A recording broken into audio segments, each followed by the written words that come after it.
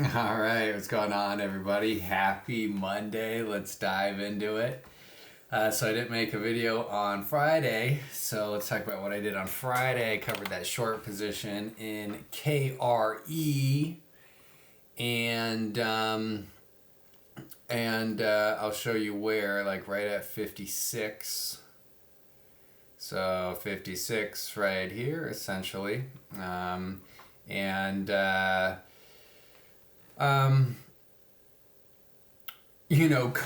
going into today, I was thinking, oh man, would you look at that? Shouldn't have covered that short position because futures were down big last night. But, anyways, those were KRE June 20th, $57 strike price. June 20th is expiration, $57 strike price. Those were puts. I paid $243, sold those for $335, which is about a 37% gain, and that is fantastic. The reason I didn't hold these for longer is, and Friday, KRE had a huge down day. It was down like 2.5%, the ETF, so, the reason I didn't hold these for longer is although a downtrend has been established, we're not in a longer term downtrend just yet. So it hit, I was thinking right around 56 or somewhere, kind of like right in this area right here, which happens to be basically 56, right? So zoom in a little bit more, so kind of right in this sort of area I figured would be a decent place to cover those, and sure enough 56 it turned out to be a good area for now. If those were shorter dated puts, that would have been significantly greater, but and whatever, I'm happy with them. All right, let's move on. That's that. Okay. Now, let's see. Let's talk about what I did today for the most part. And we might as well go over to corn. And I was saying, when was this, Friday or something? Or the Thursday video, I said, man, corn looks pretty good right here. So let's see. So Friday acted really good. And then today, some sort of crazy catalyst had happened, right? And so I started a position in here. And the starter position thus far is going to be in the corn ETF. 1856 is where I started the position, and that's where it is now. So, in terms of commodities, I think commodities are back in play. And, shoot, you can even throw in silver and gold in there. Corn, let's see how wheat's looking. Really strong day on pretty heavy volume. Same thing with corn, I believe.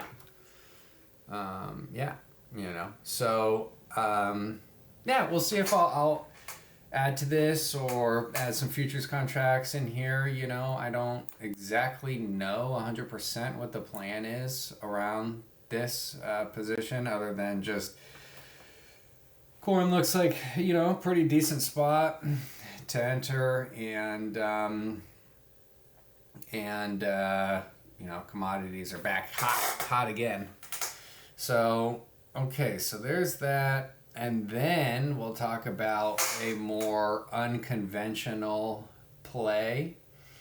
And, sometimes you got to do what you got to do in current markets. And, I've been doing a lot more day trading than I normally ever do. And, just capturing, a few points here and there. And I just, like I said, you got to do what you got to do sometimes. So we're going to go over here to GTX, and $8. Perfect risk to reward. Right at the $8 level. Look at this. It's clear. Look at this. Where is this?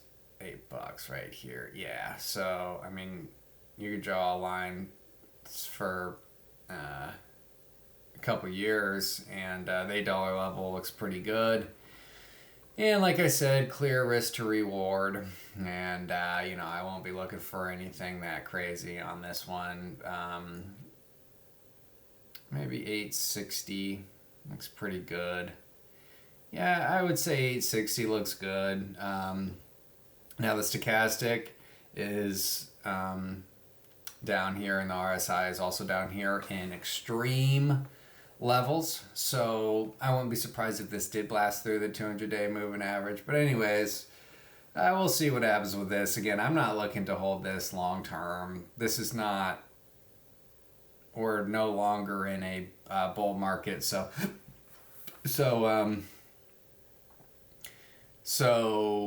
I'm not going to trade it as a bull market. And anyway, so equity position, $8.18 is the average cost basis for the entry point on there. And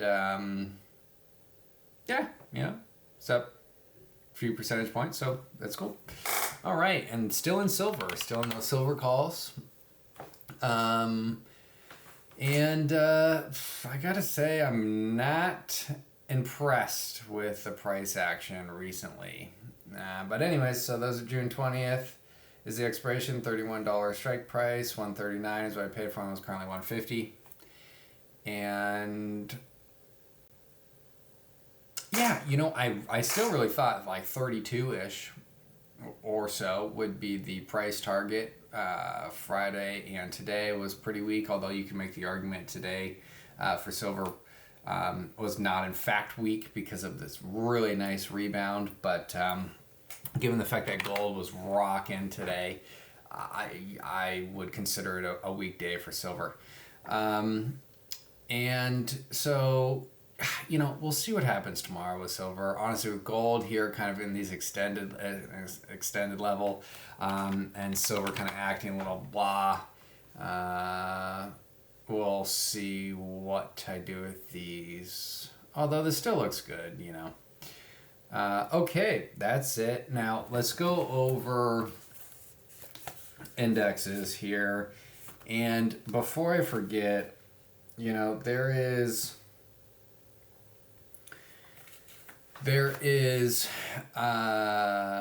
JOLTS coming out tomorrow, and in terms of any economic data being a surprise to the upside, I just would never, I would just get that out of your mind. I don't think we're going to see many surprises to the upside, except for the fact that the sentiment is pretty bearish.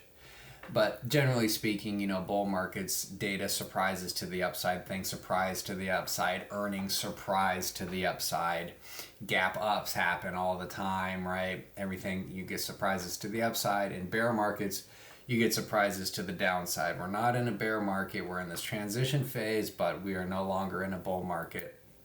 And so let's see. And to be honest, I don't really care about economic data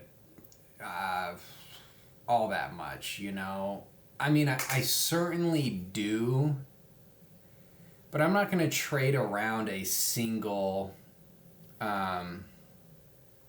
event or data point, So the trend is what is important. And I think today was a really good, strong reversal, sort of relief rally probably we're going to see.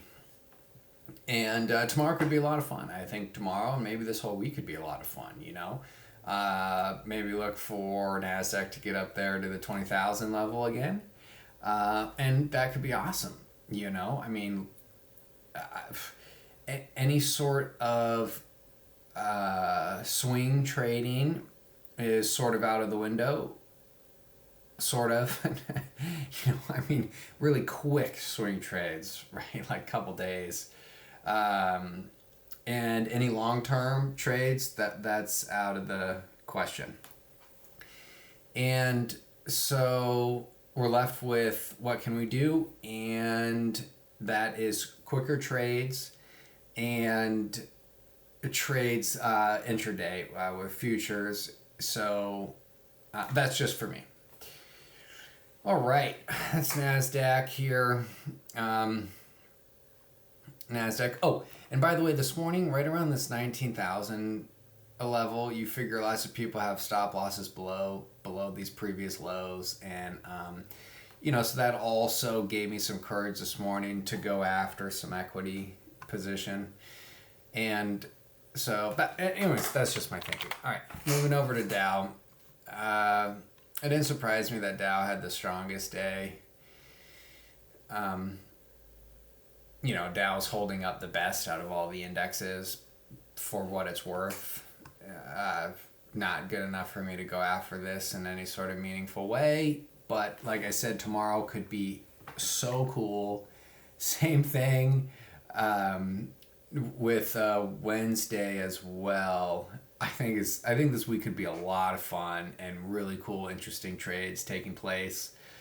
Like I said in a previous video, there are so many people are positioned short. And while I do believe that this bull market is done during these transition phases, I don't think we're going to see like what we did during COVID when everything just went straight down for 3 months and then went straight up, and it was like, all right, well, that's cool. That was over with. I think maybe we'll see something more so like we did back a couple years ago.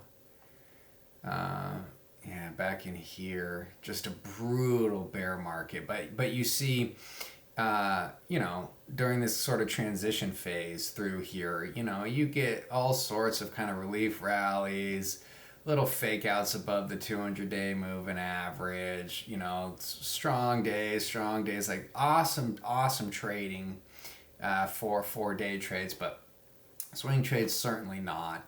And that's why I've always said I do believe day trading has a place in a portfolio or a strategy, but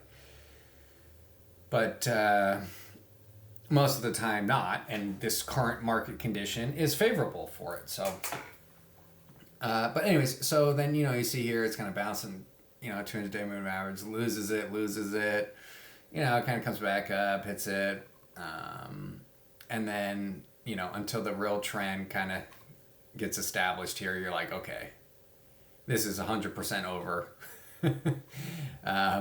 And then you just wait for more of a favorable position, and around 200-day moving average, and that was it. That's all she wrote. And then tough market for bear market, but okay, that's that. That's where I currently think we're kind of at. Although I could see it being a little bit different. But in terms of setting some sort of precedents, I look for the 2021 area of when that bull market ended. Same thing here with Russell around 2000. I didn't really pay attention to Russell today, but right around the 2000 level, you would expect some sort of support. I mean, clearly you can see. Oh, whoa. I don't know how that happened, but clearly you can see this 2000 is important. Things are a little bit to the downside here, so you'd expect this 2000 level to hold for now.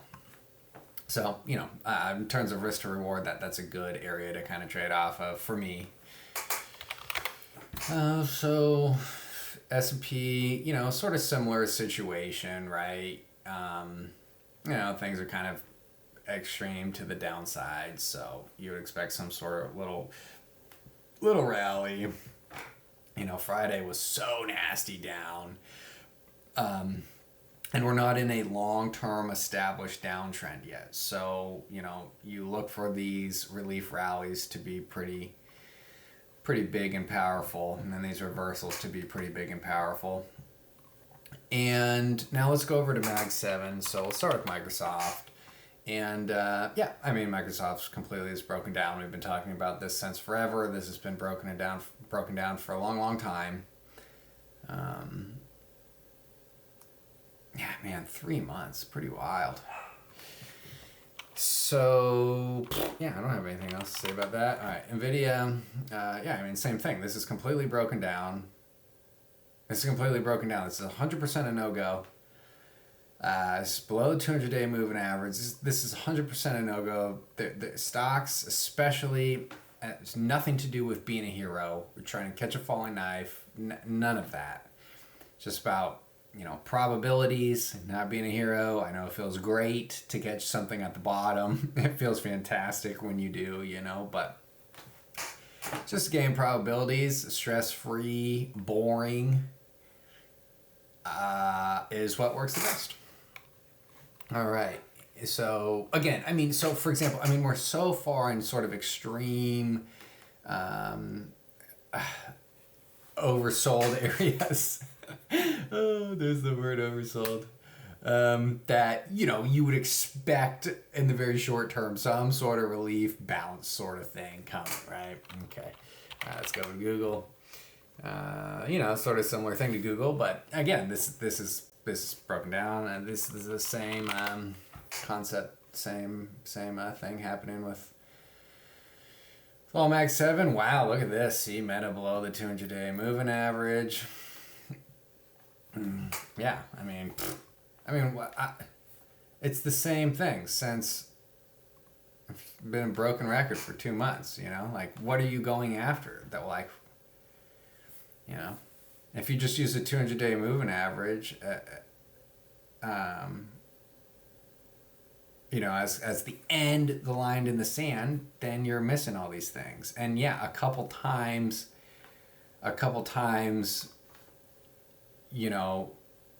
you think, oh man, I'm an idiot, right? Like right here, let's say you use this as the line in the sand and got out, and you think, man, I'm such an idiot.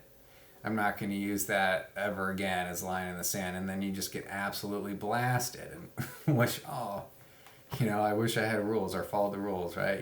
Thing went, wow, that went way down. That's pretty wild. So anyways, yeah, things are just breaking down. There's nothing else to say. It's breaking down. We're in sort of kind of oversold territory, extreme to the downside in terms of sentiment territory. That's a way better way of saying it.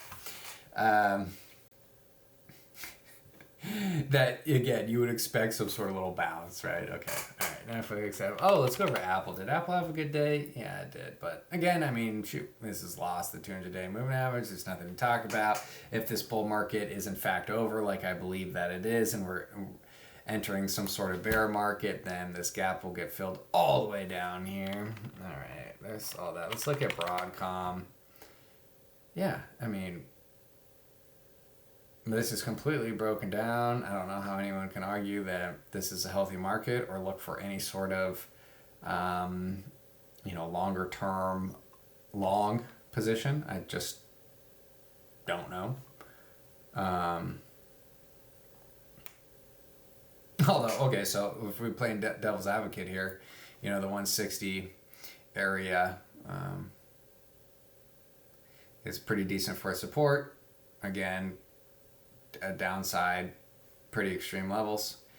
And so you'd risk, 10 points for 18 up to 180, 13.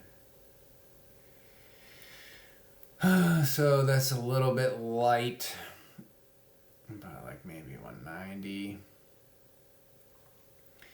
So anyways, so my whole point being is just because there isn't a sort of longer term trend to trade off of, there are still trades to take. Just in my opinion, much shorter. Okay, so what's that? Oh, Tesla.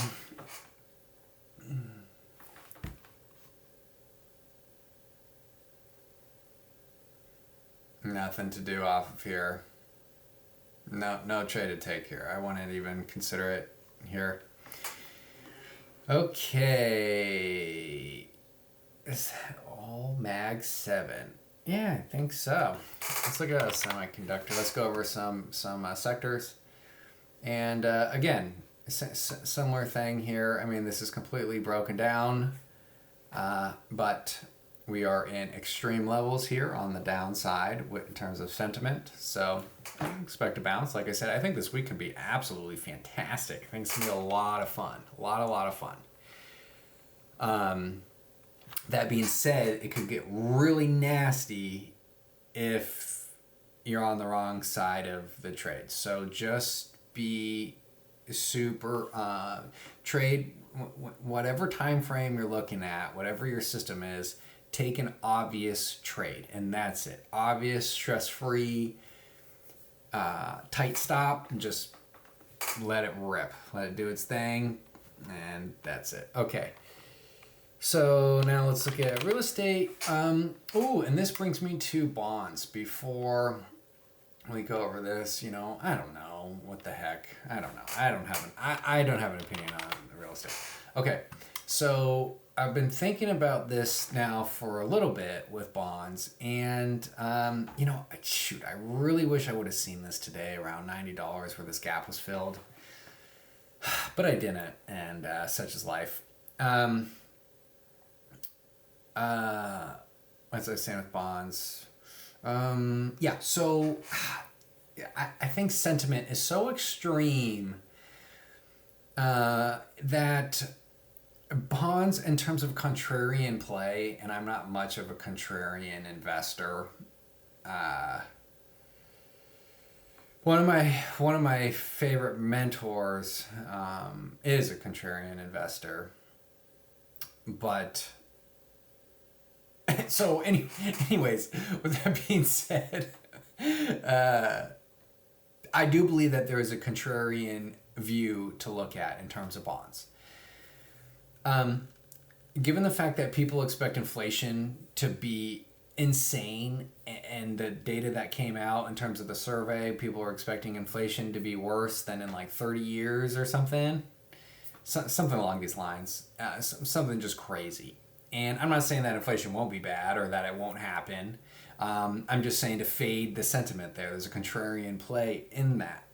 And so that can bode very well for bonds. When the market expects inflation, it's not good for bonds, as bond yields will rise when the market expects inflation.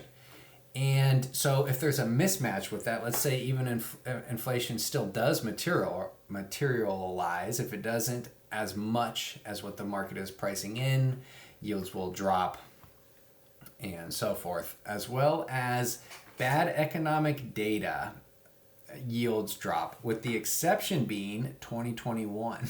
And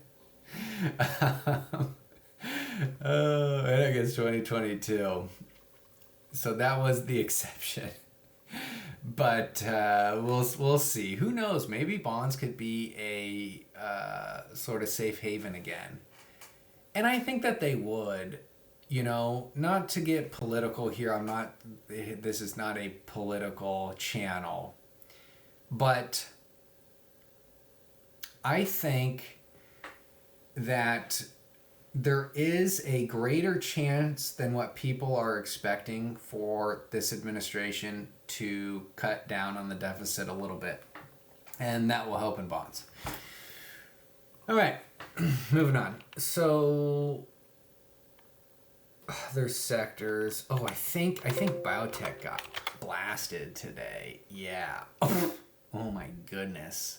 I wonder, that's got to be from earnings or news or something. Tumbling on Monday. What's going on? Vaccine stocks are trading lower following a shakeup. Okay, what happened? Has resigned. Okay. Oh, okay. All right, so look at that. Peter Marks, a corrupt FDA regulator, top regulator, has resigned, and he played a key role in pushing quick approvals of vaccines during COVID pandemic. I'm sure there was no funny business going on there. So that's all right. mRNA. I mean, yeah, these are completely broken down. It's pretty wild. It's quite remarkable. But I mean, hey, like they say, Pfizer and Moderna have been around since forever, and they've cured exactly 0 diseases. So maybe start doing a good job, and your stock performance will reflect that. All right. XLV, healthcare. I don't know. I have no opinion on the healthcare play here, but wow, is that really big? I wonder what happened. United Health. So yeah, I don't know. Okay, communications. Let's look at consumer staples. Again, I don't know. I don't have an opinion. Any of these that we're going through thus far, I don't really have an opinion in terms of any sort of directional trade. All right. Communications. Look at utilities, and then consumer staples. Oh, it's XLP is one. Well, wow! Look at this XLU. Very interesting. So XLU looks pretty decent, I would say. I would just take this pretty quick trade up to 81 or 80 and see where the stochastic's at. That's an interesting one. XLU. I seriously doubt I'm going to do anything with this though. So, take it with a grain of salt. Okay. Consumer staples. Yeah, look at this. Consumer staples. Acting really good. I will not start a position here. I'll wait for the stochastic to get back down. But, this is consumer staples to pay attention to. And, Johnson & Johnson looks pretty good for what it's worth. All right. And that's it for sectors. Let's go over to Bitcoin. And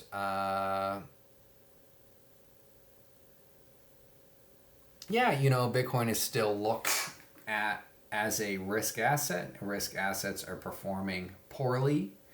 Doesn't mean I don't think that there could be a trade in here or that this will go up in the short term. But for me, I would not take a trade here.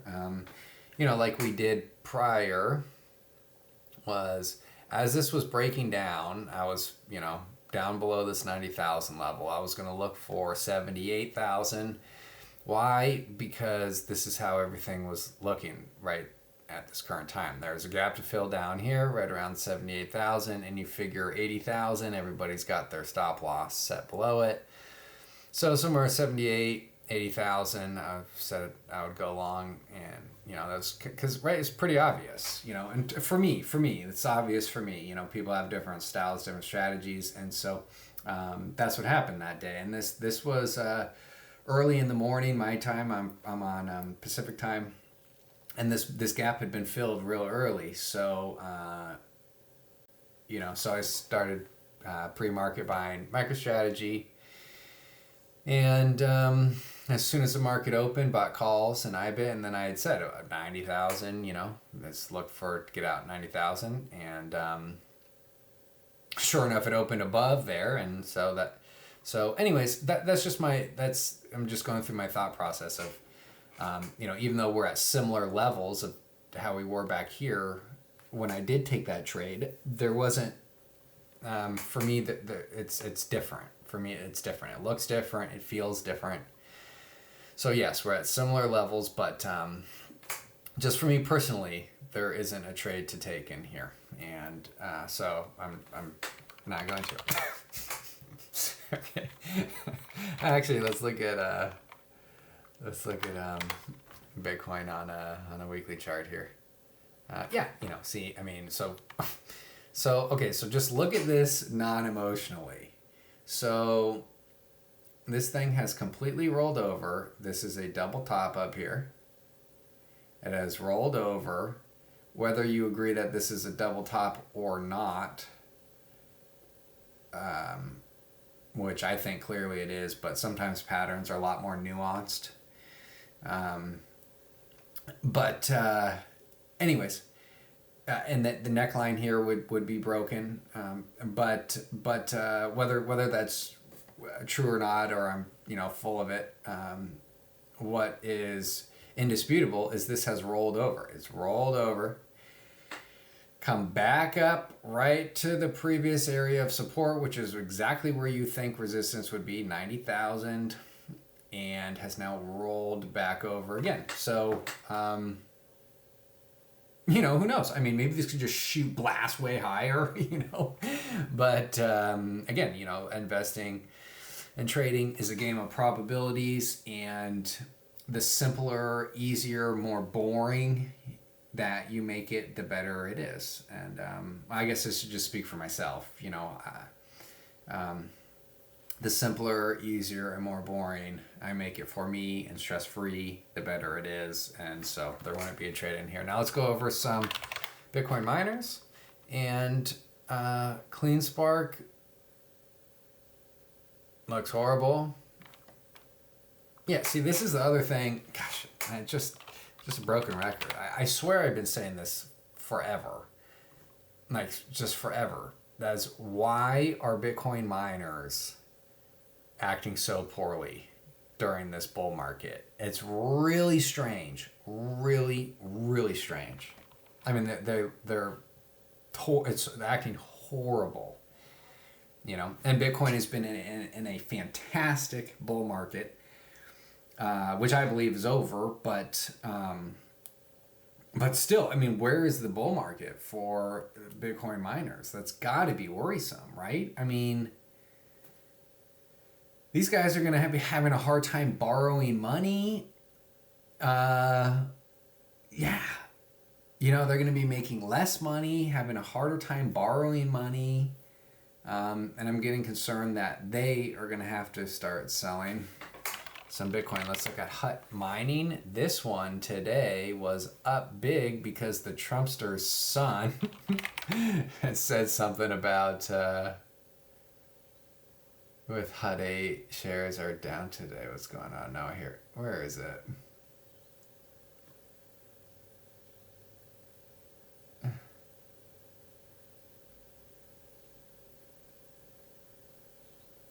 Oh, okay. The Trumpster's son partners with Hut 8 to unveil American Bitcoin for large-scale Bitcoin mining. Okay. Whatever. Could care less. Yeah, see, all these are down, right? Right.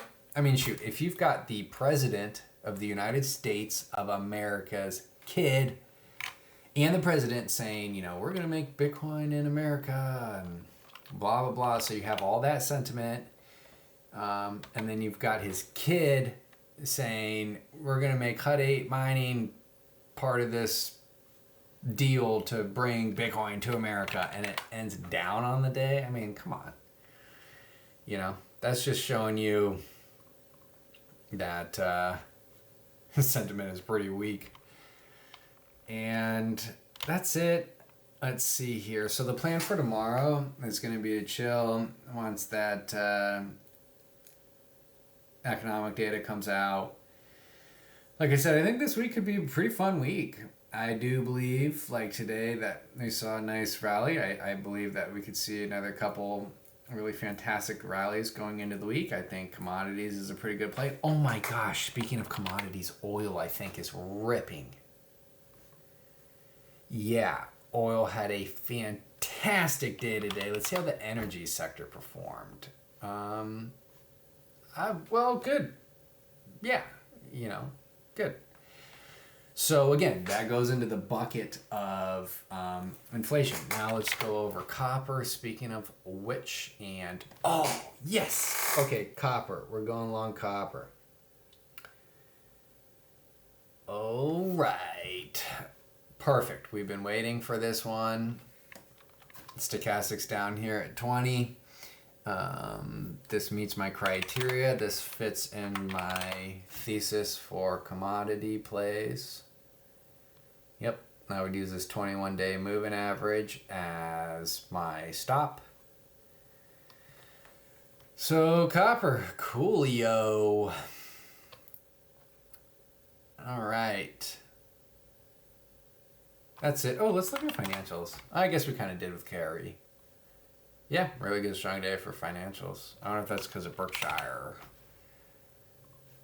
Yeah, Berkshire. Wow, really strong day. Mr. Buffett going out on top. Love to see it. JP Morgan had a pretty strong day. Let's see how our old friend Goldman Sachs is doing.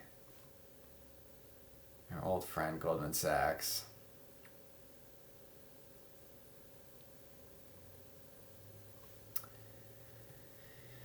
Well, shoot, I guess financials don't look terrible, huh?